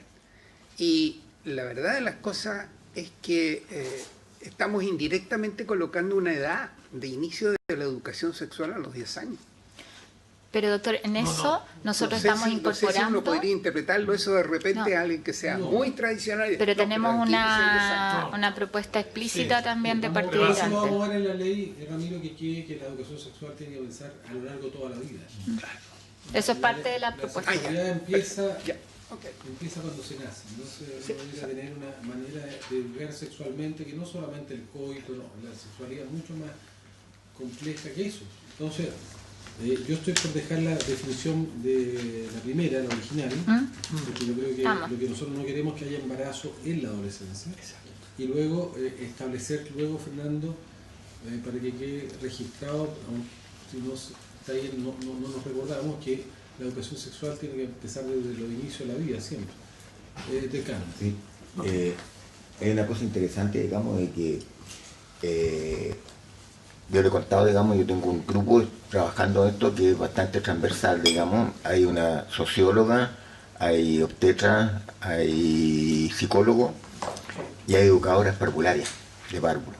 Y ellas justamente dicen eso, o sea, a un párvulo obviamente no se puede hacer educación sexual, pero sí desde ese momento parte la identificación propia de cada uno de ellos en su sexo y el respeto por el otro. O sea, indudablemente que la educación debe partir desde la educación parvular hacia adelante.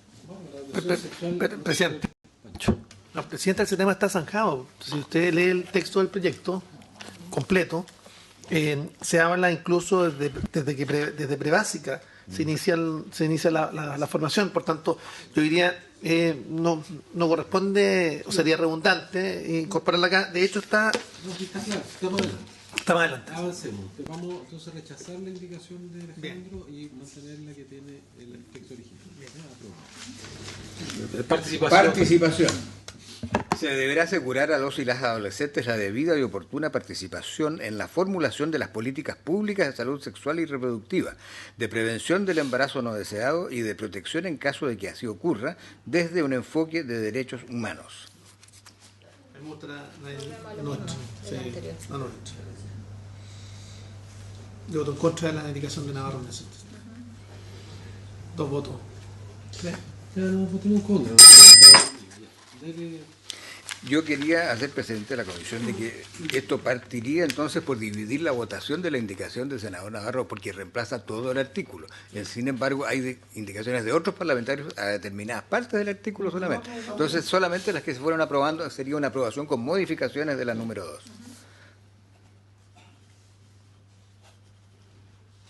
Luego está la indicación número 5 de la señora Van Rieselberghe. Esta incide en el principio de autonomía progresiva.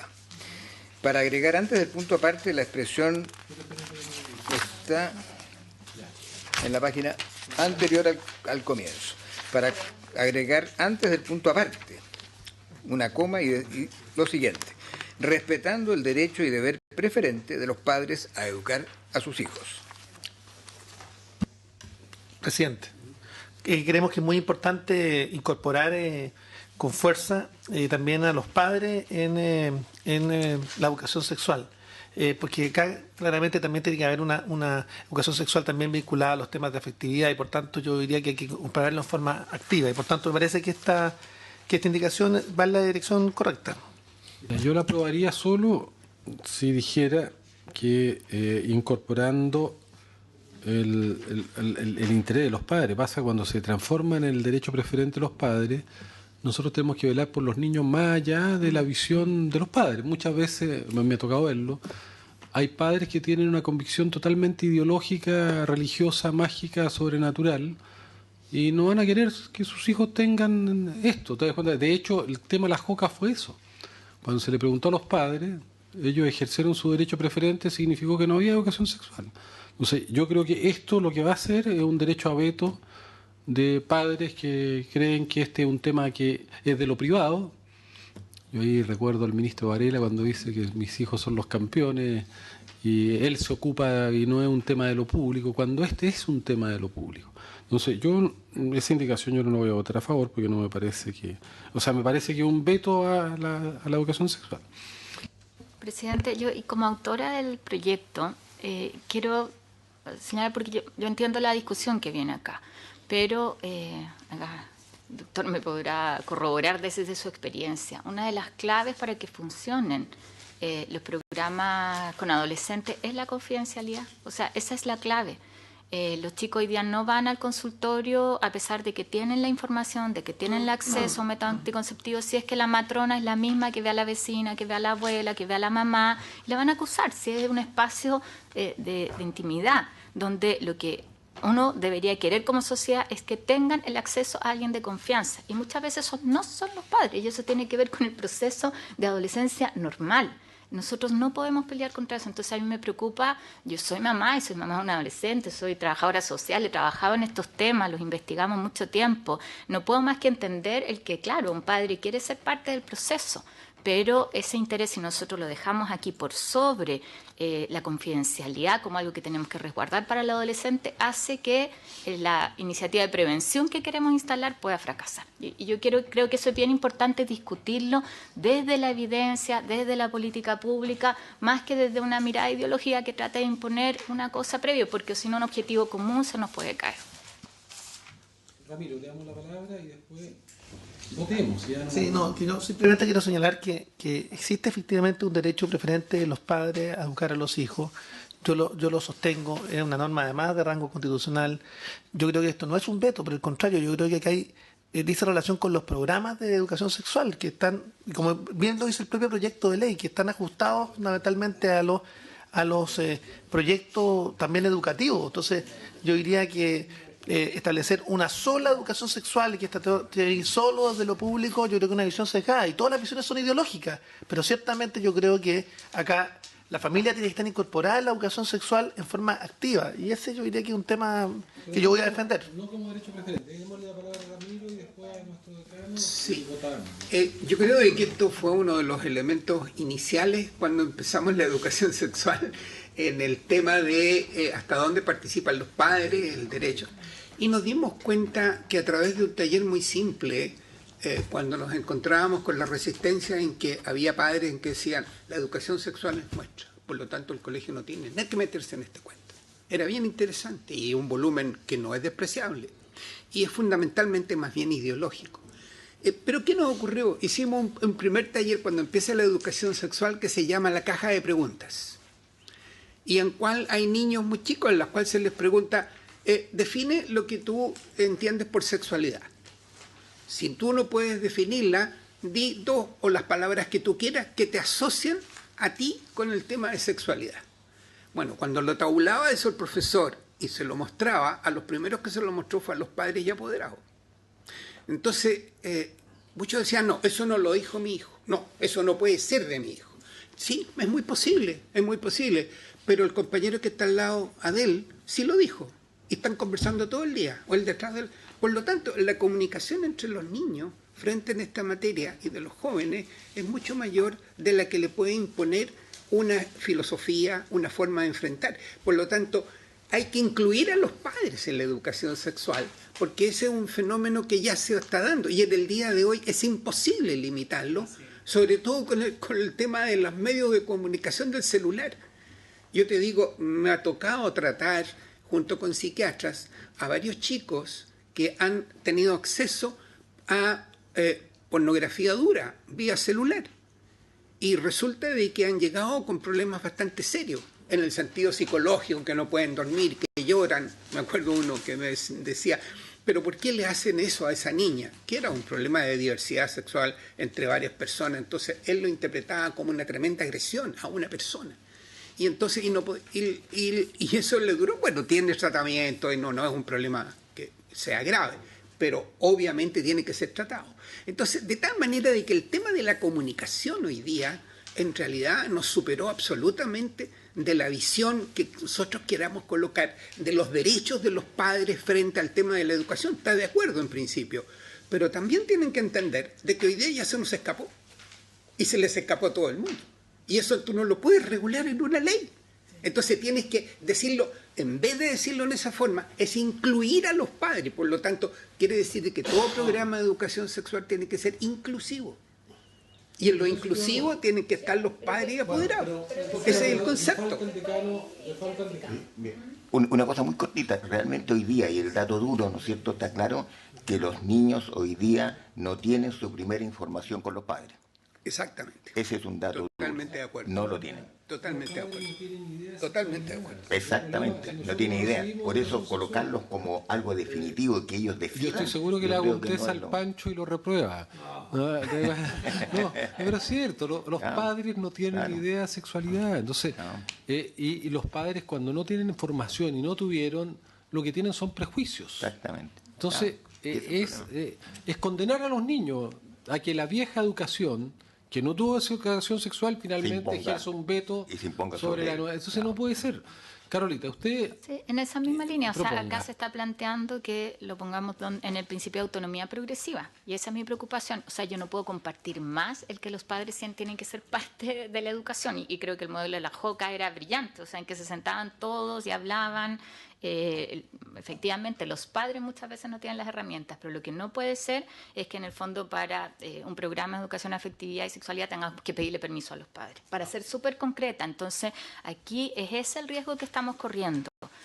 Podremos discutir y especificar con mucho mayor claridad en el texto de la ley la participación, la inclusión de todos los actores y los padres, por supuesto, ahí también. Y además está contemplado en nuestra Constitución efectivamente el derecho de los padres. Entonces me parece que ponerlo junto con el principio de autonomía progresiva, que es donde estamos poniendo a los adolescentes primero en esto como un tema de protección, no corresponde. Confunde una discusión, y yo creo que es bien importante no comprar una discusión donde pareciera que en el fondo no tenemos tantas diferencias. Por eso yo soy partidaria de rechazarlo, presidente. Sí, simplemente señalar que hoy día más que nunca hay que promover la confianza. Y hay que promover la confianza al interior de la familia.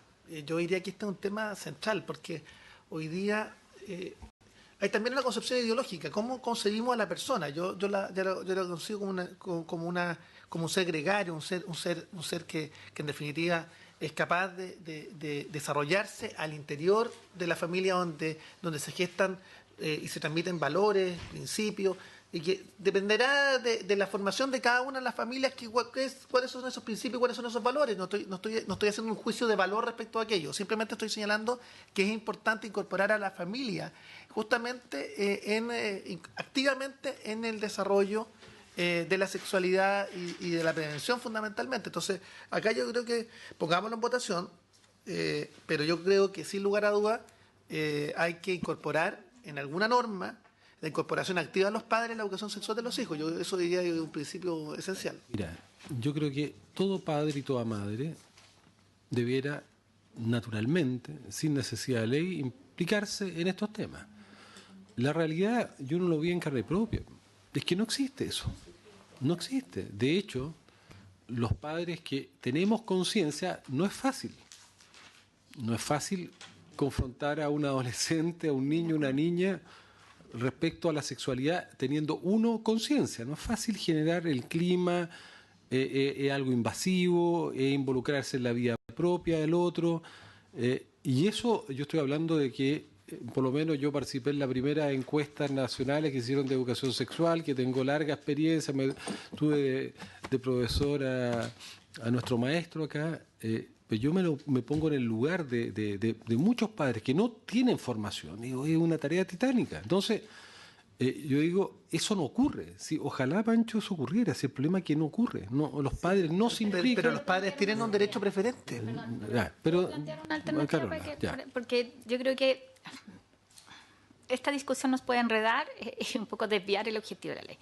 Si ponemos en el principio de participación, así como establecemos que se deberá asegurar a los adolescentes la debida y oportuna participación, también esto tiene que tener una lógica inclusiva que incorpore la participación de los padres. Pero es en el de participación, no en el de autonomía progresiva. Eso es lo que quiero que la diferencia. ¿Le parece? Incorporemos eso. Inclusión, y lo otro que... Pero votemos igual el de la... ¿Sí lo vamos a rechazar? No, yo voy a votar. Nosotros lo vamos a rechazar. Pero si estamos buscando una salida para salir de acuerdo. Déjame votarlo. Pero entonces, si es para un acuerdo. No lo pongáis en participación. No, podemos la anonimidad. Pero esto es una... Yo lo que estoy, claro, lo que estoy haciendo es proponiendo, estoy acogiendo la indicación de la senadora Van Rieselberger y su inquietud, senador, pero en el lugar que corresponde. Si no, no lo ponemos, claro. La votamos nomás y... Yo les quiero dar una evidencia para que ustedes sepan cómo redactarlo como legisladores y no meterme en la discusión de ustedes. En eso mucho respeto.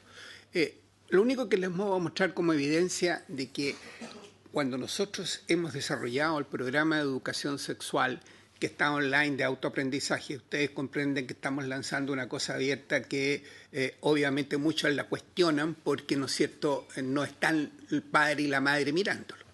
Sin embargo, cuando vemos de que el objetivo nuestro es la capacitación de profesores, en la exigencia de la capacitación de profesores, pues no nos metemos internamente en cada colegio en lo que están haciendo, sino que es de profesores.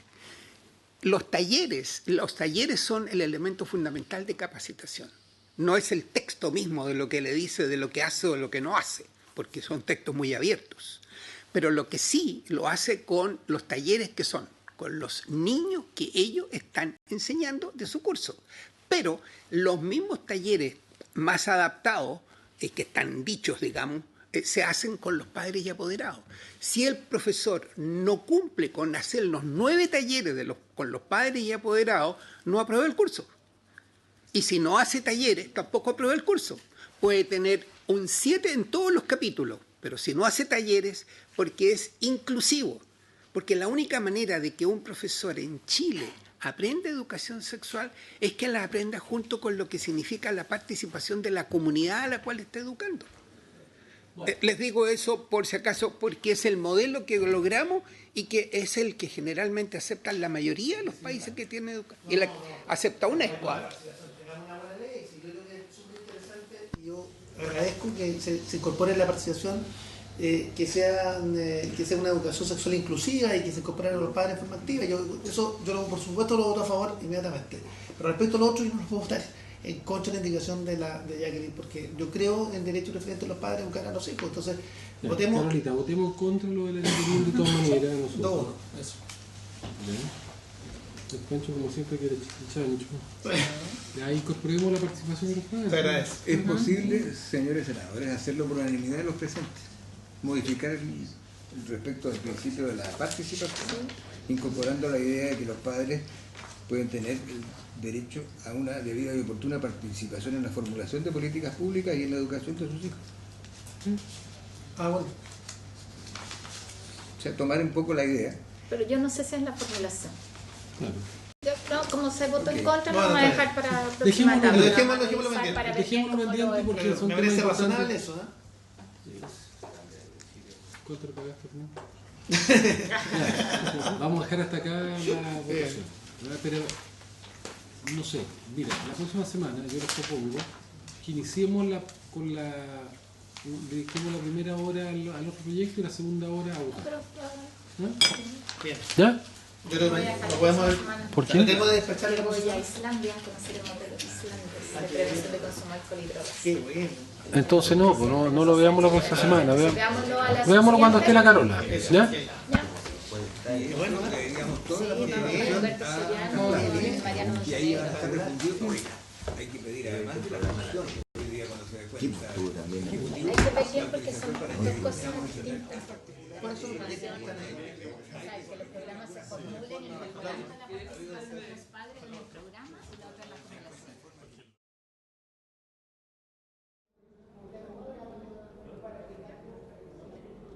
Y de esta manera termina la Comisión de Salud, que estuvo revisando indicaciones principalmente en primera instancia al proyecto de ley que se encuentra en primer trámite constitucional y que establece normas sobre prevención y protección del embarazo a adolescentes, y en segundo término revisando también un proyecto de ley que se encuentra en primer trámite constitucional y que modifica la ley con el objeto de incentivar la donación de órganos. Sobre ambos temas, tanto la prevención de embarazo adolescente como la donación de órganos, hubo un amplio debate con participación, por cierto, de los senadores integrantes de esta Comisión de Salud y, por cierto, también de los invitados que llegaron hasta esta instancia legislativa. Nosotros ahora los invitamos a que se mantengan en la sintonía de TV Senado. Posteriormente vendrá a la sala de sesiones y ahí podrán continuar informándose sobre todo el acontecer legislativo.